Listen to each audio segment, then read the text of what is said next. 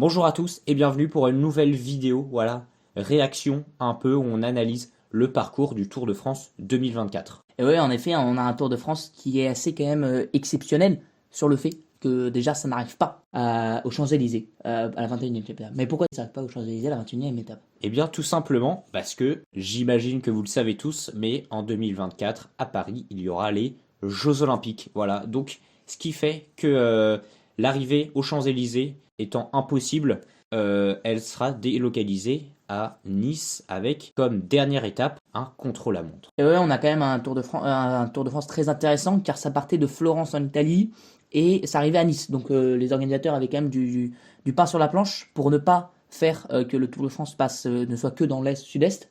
Et pour moi, on a quand même réussi, hein, ça remonte jusqu'à Troyes et à Colombey-les-Deux-Églises et ça redescend jusqu'à Pau. Et donc on a quand même une belle partie de la France qui est représentée aujourd'hui sur ce Tour de France sans faire des vols grande distance. Voilà, exactement. Mais encore, malheureusement, la Bretagne, oubliée pour nos chers compatriotes bretons. Bah, c'est pas encore pour cette année. Ouais, on voit que quand même l'Ouest est un peu oublié sur cette année. Après, c'est normal aussi, il faut faire des choix. Dans un Tour de France où on se veut plus vert aussi, limiter les déplacements, il faut faire des choix. Donc ouais, pour moi, on a quand même un Tour de France plutôt complet, avec 8 étapes de plaine, 7 étapes de montagne, 4 étapes accidentées et 2 contre la montre. Et maintenant, donc on va vous présenter nos 3 étapes coup de cœur. Donc pour commencer, déjà la première, l'étape 9 entre 3 et 3, voilà, qui fera une boucle et qui va emprunter des chemins de vigne. Et ouais, on a une étape très intéressante, 199 km, donc 30 km de chemin blanc, répartis en 14 secteurs. Ça va être très intéressant, en effet, de nombreux secteurs sont répartis sur la fin, dont un secteur à 10 km de l'arrivée, ce qui promet un final en apothéose. Il y a de la chance qui va compter, comme le dit Plug, le manager de la Jumbo-Visma. Lui, il n'aime pas cette étape. Nous, on aime bien, au contraire. Ce facteur chance aussi qui va rentrer. On se rappelle de l'étape qui finissait à Wallers-Arambert, où c'était parti en cacahuète pour la Jumbo-Visma avec des changements de vélo, des mauvais vélos. On s'en rappelle, finalement, ils avaient réussi à sauver les meubles. Mais là, on va voir ce qui va se passer sur cette 9e étape, où déjà, il peut y avoir des premiers écarts de fait. C'est ça exactement, cette étape nous promet beaucoup de spectacles et beaucoup de combats, surtout pour des coureurs qui ne peuvent pas forcément s'exprimer lors d'étapes accidentées ou en montée. Là, on va vraiment avoir des vrais classic man qui vont pouvoir batailler. Ouais, ça va être très intéressant. En plus, il va quand même commencer, comparé lorsqu'il y avait Wallace-Arambert, il va déjà avoir des écarts. Donc, par exemple, un coureur qui a pris beaucoup de temps peut peut-être tenter d'un coup de plus loin s'il allait sur les pavés. Ça peut être intéressant aussi de voir ça, parce qu'il y aurait eu le contre-la-montre déjà 2 jours avant.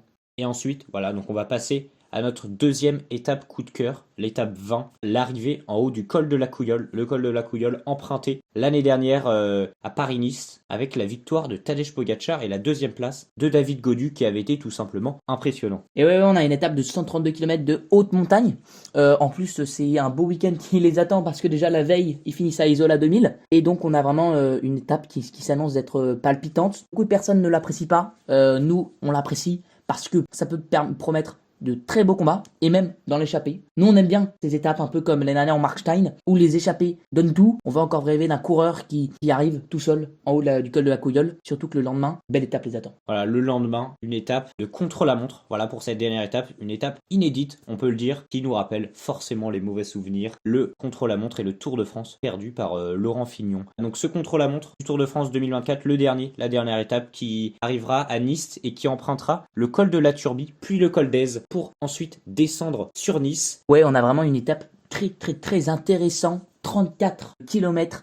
Mais mon Dieu, qu'est-ce que ça monte jusqu'au kilomètre 18. On a juste les 2 cols qui vont faire très mal. Après le kilomètre 18, on part sur une portion plus roulante avec une descente dans un premier temps et à la fin du plat. Mais bon, ça promet d'être assez chaud l'ambiance si 2 coureurs sont proches. Surtout que pour nous, l'année dernière, on savait que Vingegaard attendait ce contre-la-montre pour pouvoir s'exprimer. Cette année, est-ce qu'il prendra le risque d'attendre jusqu'à la dernière étape pour faire un écart et battre Pogačar si par exemple il est 2e? Je ne pense pas. Et en plus, le contre-la-montre est moins dur que l'année dernière selon moi. Donc cette année, ça peut nous promettre beaucoup de spectacles et surtout beaucoup de suspense. Et donc, on a 2 petites questions encore maintenant. C'est la routine. L'espace débat. D'abord, vous, question simple, est-ce que vous aimez ce parcours 2024 du Tour de France, qui remet un plus de contre-la-montre, 60 km de contre-la-montre pour la première fois depuis très très longtemps, et aussi beaucoup d'étapes pour les sprinters cette année. Et en seconde question, est-ce que vous pensez que cette édition du Tour de France convient à Remco Evenepoel, le Belge qui, on sait, aimerait vraiment beaucoup participer au Tour de France. Son manager nous a dit qu'il pourrait potentiellement participer cette année, on ne sait pas. Ouais,